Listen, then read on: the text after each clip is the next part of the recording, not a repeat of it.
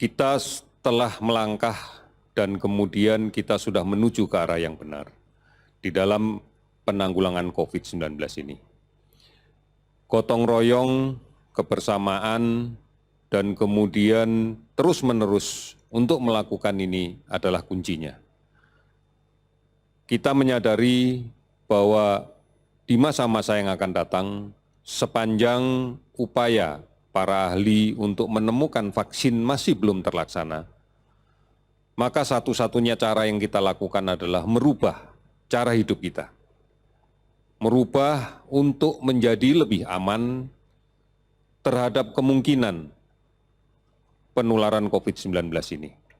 Kita pahami bersama bahwa COVID-19 ini menjadi permasalahan dunia, menjadi permasalahan global, menjadi pandemi.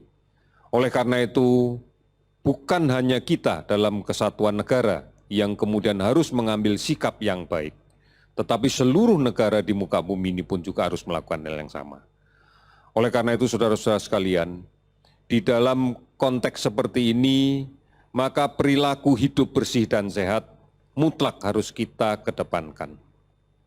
Kebiasaan kita untuk mencuci tangan dengan menggunakan sabun dan air yang mengalir, kebiasaan kita untuk menggunakan masker manakala keluar dari rumah, dan selalu memperhitungkan untung ruginya keluar rumah adalah menjadi sesuatu yang harus kita budayakan dari sekarang.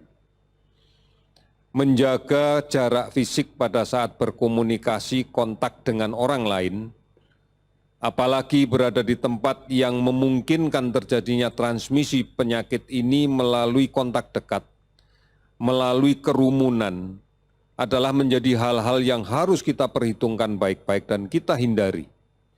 Oleh karena itu, maka nantinya kita akan menuju ke suatu tatanan hidup yang lebih baru lagi, yang kemudian harus kita jadikan norma untuk bisa aman dari COVID-19. Karena apapun yang terjadi, kita harus menjadi produktif, kembali lagi menjadi produktif. Karena hanya inilah yang bisa kita lakukan di dalam kaitan untuk menjaga keberlangsungan kehidupan keluarga kita dan seluruh masyarakat secara garis besar. Saudara-saudara, kami memaklumi bahwa ada tradisi yang sudah kita laksanakan bertahun-tahun menjelang Idul Fitri. Tradisi untuk bisa bersilaturahim dengan saudara, dengan kerabat, dengan warga. Tradisi untuk menyiapkan perayaan kemenangan di Idul Fitri dengan memakai baju yang baru, dengan menyajikan makanan yang terbaik yang bisa kita berikan, adalah sesuatu yang positif. Namun dalam situasi yang seperti sekarang ini, semestinya itu bisa kita lakukan dengan menyiasati untuk tetap aman dari kemungkinan tertular COVID-19. Tidak ada larangan untuk membeli baju yang baru, tidak ada larangan untuk ke pasar. Namun tetap dengan etika sesuai dengan protokol kesehatan, menjaga jarak, menggunakan masker, dan mencuci tangan dengan sabun adalah cara yang paling bijak di dalam kaitan ini. Oleh karena itu, saudara-saudara sekalian, mari kita lindungi keluarga kita. Mari lindungi keluarga kita dengan membiasakan untuk menerapkan protokol kesehatan dalam semua aspek kehidupan. Karena tujuannya satu adalah untuk melindungi kita. Apabila ini menjadi budaya baru yang dilaksanakan oleh seluruh masyarakat kita, maka kita yakin bahwa keseluruhan bangsa kita bisa kita selamatkan. Arahan dari Presiden sudah tegas bahwa kita harus fokus pada upaya-upaya untuk memutus rantai penyebaran COVID-19. Secara bersama-sama, terkoordinasi yang baik, mulai dari tingkat keluarga, tingkat RT, RW, desa, kelurahan, nagari, terus berjenjang sampai tingkat kabupaten kota, provinsi, dan tingkat nasional. dalam satu sistem yang bersama-sama kita lakukan dengan koordinasi yang baik. Karena tidak mungkin bahwa klaster epidemiologi ini dibatasi oleh sistem pemerintahan. Pergerakan manusia, aktivitas sosial manusia seringkali harus melintas batas administrasi. Oleh karena itu, bekerja sama menjadi sesuatu yang mutlak dan tidak mungkin untuk kita hindarkan. Saudara-saudara, inilah yang kemudian mendominasi evaluasi kita dalam beberapa minggu terakhir. Pergerakan sosial, aktivitas sosial, keluar rumah, berada di lingkungan, berada di pasar, berada di tempat-tempat pertumbuhan ekonomi misalnya. Kemudian melintas batas antar pemerintahan. Ini menjadi sesuatu yang tidak mungkin untuk kemudian dicegah sepenuhnya. Karena konsep pembatasan sosial berskala besar adalah dalam rangka mengatur mobilitas sosial, pergerakan manusia yang menjadi faktor utama di dalam membawa penyakit ini.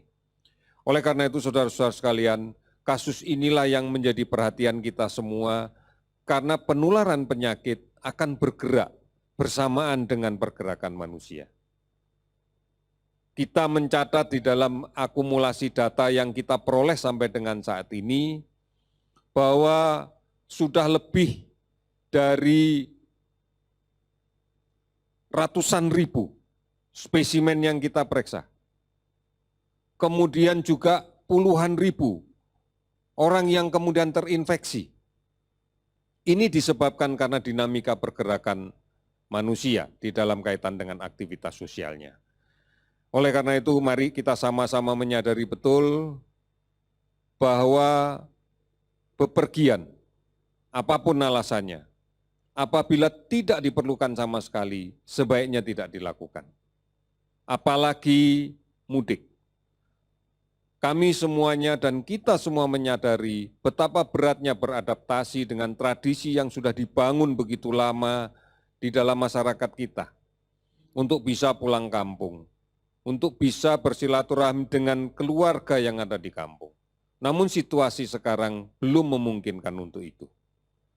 Oleh karena itu, ada satu hal yang harus kita lakukan. Kita harus bersabar menghadapi ini. Harus bersama-sama menghadapinya. Kalau tidak, maka ini akan menyulitkan untuk kita sekalian. Saudara-saudara, berikutnya akan kami sampaikan beberapa data terkait dengan perkembangan update di bidang kesehatan yang kita dapatkan pada hari ini. Bahwa sudah ada 69 laboratorium rapid time PCR yang sekarang aktif dan 35 laboratorium tes cepat molekuler yang aktif.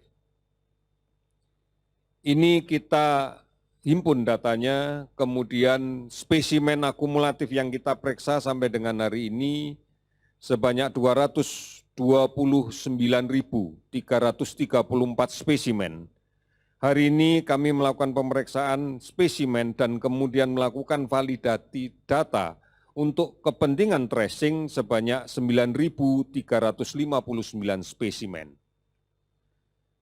Dari jumlah ini kemudian yang kita dapatkan hasilnya sebagai berikut, kasus konfirmasi COVID-19 meningkat sebanyak 634 orang, sehingga totalnya menjadi 20.796 orang.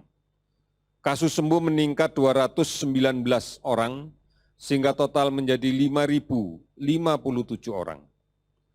Kasus meninggal 48 orang, sehingga total menjadi 1.326 orang. Sudah 395 kabupaten kota yang terdampak dari seluruhnya 34 provinsi. Saudara-saudara, kita masih melakukan pemantauan terhadap ODP yang sampai saat ini sedang berjalan sebanyak 47.150 orang. Sementara kasus PDP yang saat ini sedang diawasi sebanyak 11.028 orang. Ini semuanya menggambarkan bahwa penularan masih terjadi. Bahwa di luar masih ada sumber penularnya. bahwa di luar masih ada kelompok masyarakat yang rentan tertular. Bahwa masih ada hal-hal yang kemudian memungkinkan terjadinya penularan karena tidak rajin mencuci tangan dengan menggunakan sabun. Karena tidak memakai masker. Karena tidak menjaga jarak pada saat bertemu dengan orang lain. Karena masih suka untuk tidak menghindari kerumunan. Inilah yang kemudian menjadi titik-titik di mana penularan itu masih terjadi. Dan kita bisa melihat dari data yang kita dapatkan pada hari ini, bahwa kasus penularan masih saja terjadi. Oleh karena itu, saudara-saudara sekalian, mari kita komitmen kita perkuat, disiplin kita kuatkan. Dan yang lebih penting lagi, bersama-sama kita jaga untuk saling mengingatkan agar rajin mencuci tangan, agar menggunakan masker saat keluar rumah, agar menghindari kerumunan apabila berada di tempat yang ramai. Ini menjadi penting, agar tetap menjaga jarak. Oleh karena itu, kita harus mengingat bahwa kelompok rentan cukup banyak. Saudara-saudara kita yang usia lanjut, saudara-saudara kita yang sakit, kronis yang sudah bertahun-tahun, ini juga menjadi rentan manakala terinfeksi. Oleh karena itu, mari tetap berada di rumah, kita harus produktif, tetapi harus aman dari COVID-19. Tidak mudik, tidak melakukan perjalanan, kemanapun, karena ini akan memberikan risiko yang luar biasa. Dan selalu kita ikuti informasi yang benar tentang COVID-19 ini. Telah banyak saluran informasi yang bisa diakses, baik dengan portal di covid19.go.id, di hotline 119, di akun media sosial @lawancovid19, maupun di aplikasi-aplikasi yang lainnya, serta secara rutin disiarkan oleh Televisi Republik Indonesia maupun Radio Republik Indonesia, dan tentunya akan disebarluaskan oleh televisi dan radio swasta lainnya. Oleh karena itu, kita pasti bisa melakukan ini. Kita yakin bahwa kita bisa melakukan ini dengan kebersamaan untuk melindungi diri kita, melindungi keluarga kita, dan melindungi Indonesia. Saudara-saudara, mari kita yakin bahwa kita bisa menang dari perang kita menghadapi COVID-19. Kita pasti bisa. Sekian dan terima kasih.